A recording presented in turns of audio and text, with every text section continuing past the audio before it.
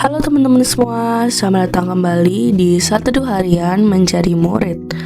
Nah, kalau kita kemarin baru aja selesaiin ulangan 9, hari ini kita akan masuk ke ulangan 10 ayat 1 sampai 11 nih teman-teman.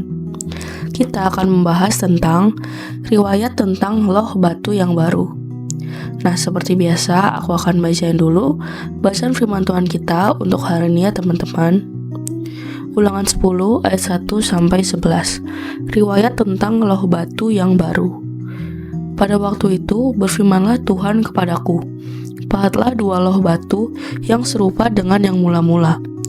Naiklah kepadaku ke atas gunung dan buatlah sebuah tabut dari kayu. Maka aku akan menuliskan pada loh itu firman-firman yang ada pada loh yang mula-mula yang telah kau pecahkan itu.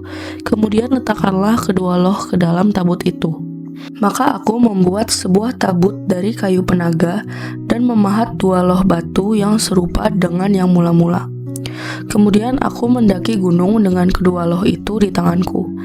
Dan pada loh itu ia menuliskan sama dengan tulisan yang mula-mula ke-10 firman yang telah diucapkan Tuhan kepadamu di atas gunung dari tengah-tengah api pada hari kamu berkumpul.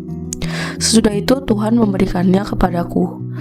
Lalu aku turun kembali dari atas gunung dan aku meletakkan loh-loh itu ke dalam tabut yang telah kubuat. Dan disitulah tempatnya seperti yang diperintahkan Tuhan kepadaku. Maka orang Israel berangkat dari Beerot Bene Yaakan ke Mosera. Di sanalah Harun mati dan dikuburkan. Lalu Eleazar anaknya menjadi imam menggantikan dia. Dari sana mereka berangkat ke Gudgot dan dari Gudgot ke Yotbata, suatu daerah yang banyak sungainya.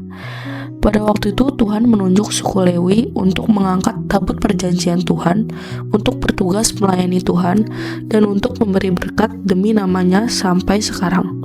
Sebab itu, suku Lewi tidak mempunyai bagian milik pusaka bersama-sama dengan saudara-saudaranya.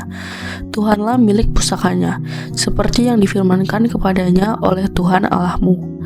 Maka aku ini berdiri di atas gunung seperti yang pertama kali, 40 hari, 40 malam lamanya. Dan sekali ini pun Tuhan mendengarkan aku.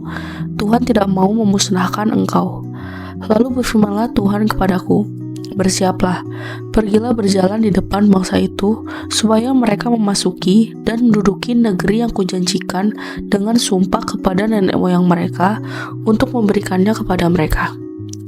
Ya, jadi demikian teman-teman bacaan firman Tuhan kita untuk hari ini. Ayo sekarang kita langsung masuk ke renungannya guys. Nah guys, bangsa Israel baru saja mengalami kegagalan rohani yang sangat besar. Mereka membuat anak lembu emas dan menyembahnya. Padahal belum lama sebelumnya, mereka mendengar suara Allah di Gunung Sinai dan menerima perjanjiannya. Karena dosa itu, Musa menghancurkan 2 loh batu pertama, simbol bahwa hubungan perjanjian antara Allah dan Israel telah dirusakkan oleh pemberontakan mereka. Namun yang sangat indah adalah kisah ini tidak berakhir dengan penghukuman, melainkan dengan kasih karunia Allah. Ayat 1 dimulai dengan firman Tuhan yang penuh pengharapan. Pahatlah 2 loh batu yang serupa dengan yang mula-mula. Wow guys, Allah memberikan kesempatan kedua kepada umatnya. Padahal Israel udah gagal banget. Padahal mereka udah memberontak. Padahal mereka udah menyakiti hati Tuhan Allah Adonai. Tetapi Allah tetap mau memulihkan hubungannya dengan mereka. Wow, di sini kita melihat karakter Allah yang luar biasa. Dia adalah Allah yang kudus, tetapi juga Allah yang panjang sabar dan penuh kasih setia. Menariknya, Tuhan tidak langsung menurunkan loh batu baru dari langit. Musa diminta memahat loh itu sendiri dan naik kembali ke gunung. Ini menunjukkan bahwa pemulihan relasi dengan Tuhan tetap membutuhkan respon ketaatan dari manusia. Lalu ayat 4 mengatakan bahwa Tuhan kembali menuliskan ke-10 firman itu. Firmannya tidak berubah, kekudusannya tidak berubah, kebenarannya tetap sama. Meskipun manusia gagal, standar Allah tetap kudus.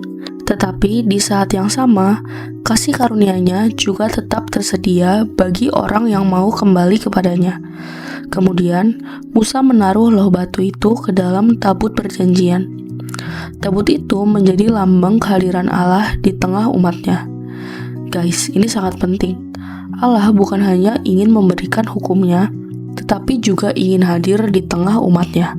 Dan semua ini menunjuk kepada Yesus Kristus. Jikalau batu berbicara tentang hukum Allah, maka Yesus datang menggenapi hukum itu dengan sempurna.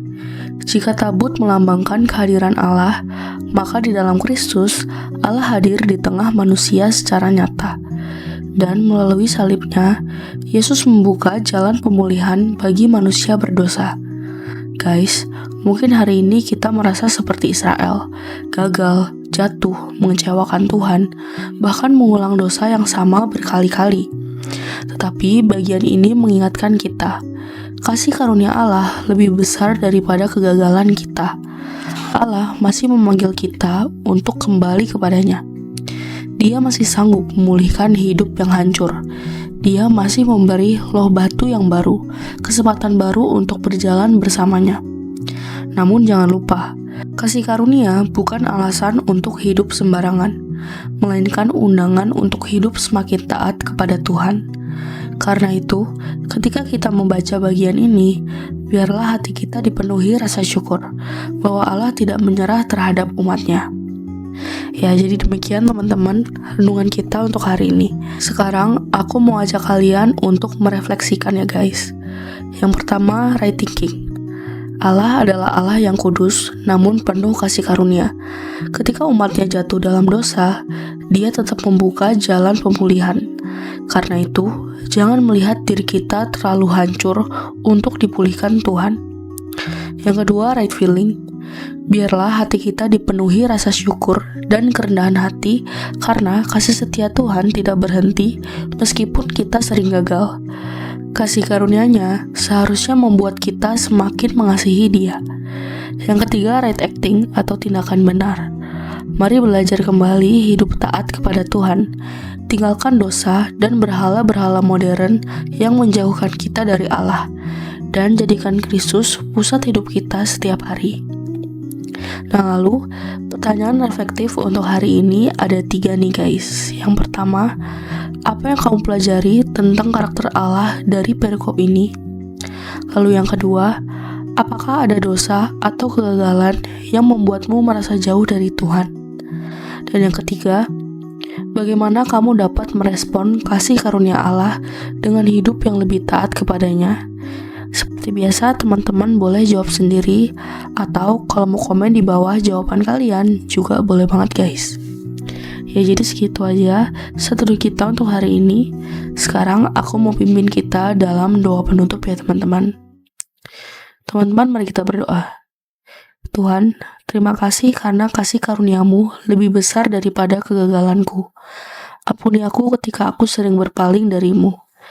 Tolong aku untuk kembali hidup dalam ketaatan dan menjadikan-Mu pusat hidupku. Ajarku untuk berjalan bersama-Mu setiap hari. Dalam nama Yesus aku berdoa. Amin. Tetap semangat guys, Tuhan Yesus beserta kita. Thank you for watching and see you in the next video. Bye-bye.